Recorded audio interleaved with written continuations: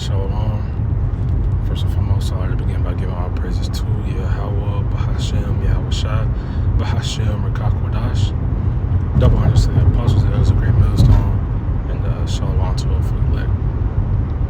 Alright, so I was watching this video done by the elder Martazat Bach in Myrtle Beach, South Carolina.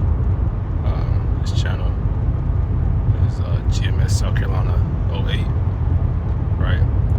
But he was talking about, this fruit bowl. I mean, he didn't say that, but you can tell, right? I agree with the elder, right? It's clear, right? You can just tell by the demeanor of this man. But I was watching this video, and he said something, and he said, I'm gonna roughly paraphrase it. He basically said something to the effect of, do we still sin, although we rebuke, other people, right? Basically saying things of that nature, right? But it made me think about, the fact that, people always, these Christians, they bring up sin, but then on the flip side say we don't have to follow the law to the best of our ability, right? Because of course we know we can't follow, all 613 laws perfectly, right? It's impossible. We can't do it, right? We know that. So for you people who say, well, we're not under law, we know we're not under law, right? We're under grace. But I mean, from there it just leads me to my first scripture, right? Because I only have two, right? I may grab more through the Spirit if that's what the Spirit decides. But this is Romans 3:31, right? Or I just reached out to the point. It says, do we then make void the law through faith? Most High forbid. Yea, we establish the law. So we establish the law. We don't. The law isn't void through faith. It doesn't go away, right? The law wasn't removed, and this is after Yahushua had rose again, right? So don't say this was before. No, this was after, right? So no, we don't make void the law. So yes, you still have to follow the laws, statutes, and commandments to the best of your ability, right? Like it speaks about, I think it's in the book of Joshua or Judges. I can't remember exactly, but it tells you that we are rehearsing the righteous acts. We're rehearsing those righteous acts, right? So that way when we get into the kingdom, right, we'll do that perfectly, right? So that's why we rehearse the high holy days that the Lord set forth, not these pagan holidays, not these pagan, worship days, right? People would talk about, how Sunday is a holy day and Saturday is a holy, but these days were named after false idols, like this calendar that these names came from, or this calendar that these names are used in was created, around, 300 years ago, a little over 300, or maybe a little less, or it could have been, I can't remember if it's the 1500s or the, matter of fact, we're on the internet, let's go ahead and search that up. The Gregorian calendar, 1582. I don't know why I was thinking 17, but 1582, right?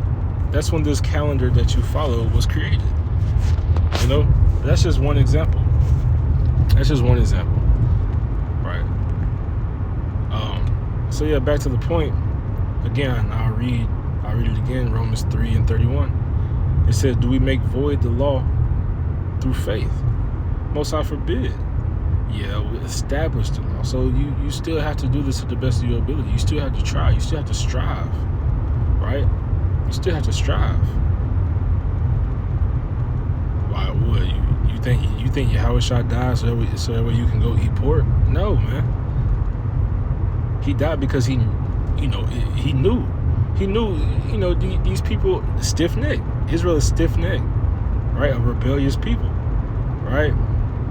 But guess what? He died so that you may have a chance to enter the kingdom, just as he is, right? Because otherwise, if he didn't do that, hey, you'd be put to death like it was back in the days of Moses. They caught you doing something, you'd be put to death. But that right there, that's the purpose of Yahushua, man.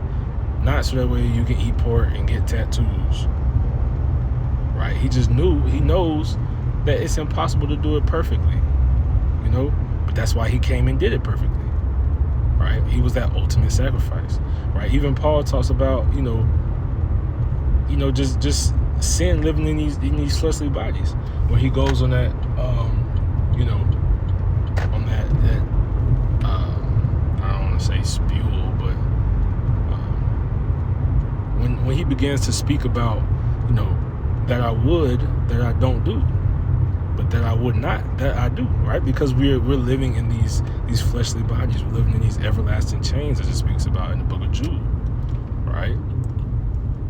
These fleshly bodies, right? The scriptures tell you it's a constant war between the spirit and the flesh, right? They're contrary one to the other, man.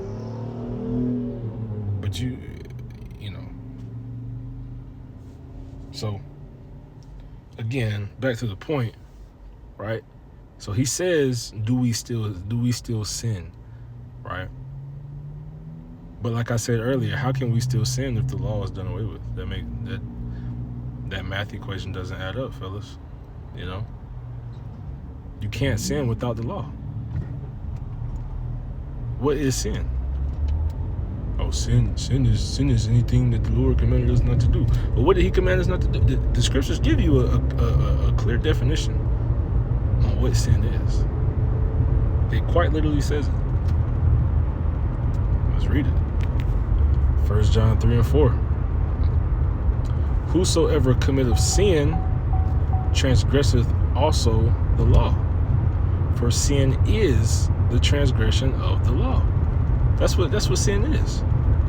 Sin is a transgression of the law. So when you transgress it or go against it, that's a sin.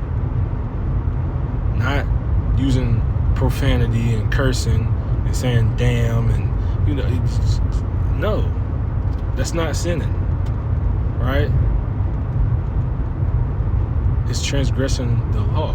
Whatever the law tells you, that is a sin. But these Christians would sit here and tell you that the law is done away with. That makes no sense. That does not add up. How can the law be done away with and we still sin at the same time? That doesn't make sense. You need the law to sin. All right, but that's what happens when you have, as the elder apostle Gabar says, these wacky tacky Christians. Because that is tacky, That's quite tacky. You don't get it. I suggest you go watch the elder's video. Highly edifying, per usual.